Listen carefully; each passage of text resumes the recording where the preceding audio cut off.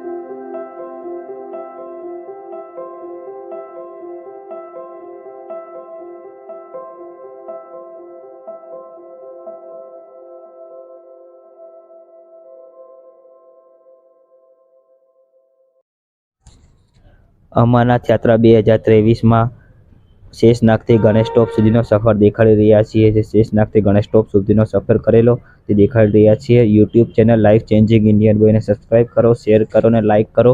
Vlog number 7 ને જે આપણે રસ્તામાં ઘોડા ઉપર યાત્રા કરી હતી તે દેખાડી રહ્યા છીએ. જે જગ્યાએ ચાલીને યાત્રા કરી હતી તે દેખાડી રહ્યા છીએ. તો આપણી YouTube channel life changing Indian બોયને સબસ્ક્રાઇબ કરો, લાઇક કરો અને શેર કરો.